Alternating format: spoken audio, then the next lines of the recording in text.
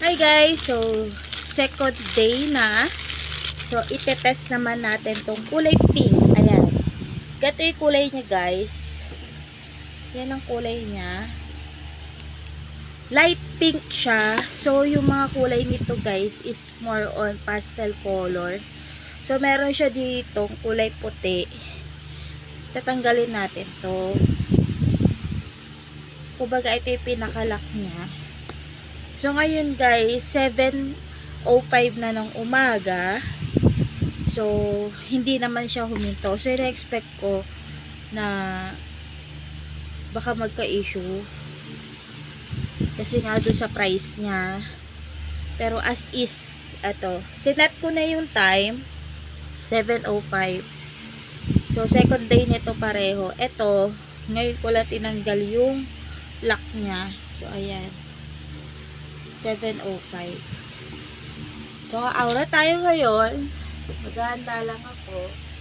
Kulay pink naman yung susuotin ko. Ayan. Para siyang yung mga style ng G-Shock. Pero ngayon guys, ayan o. Ang classy nga lang tingnan. Diba? Kulay white, kulay pink. So, meron pa sila ibang kulay guys. May brown, may gray. So, makikita nyo guys lahat sa yellow basket. So, sana maabutan nyo to. Kasi, etong relo na to guys, as in, sobrang ganda talaga. Then, napaka ano nito, mabenta niya. Tapos, ito, di ba may mga silicone na natatanggal to? Siya hindi. As is siya. Ayan. As is. So, hindi ko alam kung paano to mapapalitan yung strap niya. Ingatan nyo na lang guys, lalo na yung mga ganitong kulay dahil mabilis makita dyan yung dumi. Then meron din ito guys, kulay black. So bibilin ko rin yun, no? Kulay black as in, mas madalas mo yun magagamit. Ito siguro bibihira kasi so ano to eh, mas lapitin to ng dumi. Then ito, kapag feel ko magkikay-kikay. So ngayon, ito muna tayo palitan. So, ang ganda niya guys.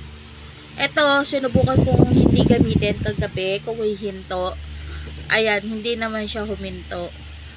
So, ito naman tayo ngayon. Whole day ko to susuotin. Then, tingnan natin kung may mangyayari. Update ko kayo mamaya kung hihinto ba siya o hindi. Then, regarding dun sa spelling ng relo, same din. Quartz. Then, hindi naman siya maling spelling. So, hindi mo naman masasabi na peke. Diba? Kasi may mga relo, diba, halata na peke. Pero ito hindi. More on pang-fashion talaga to. Tsaka pag inaura mo, hindi mo siya makikita na ay, ang pangat ng relo, halatang peke. Ito hindi. Mapagkakamalan mo talaga siya na may brand talaga as in. Yung brand na kapag kinumpare mo, akala mo sobrang mahal mo siyang nabili. So yun guys, dito lang yan sa yellow basket.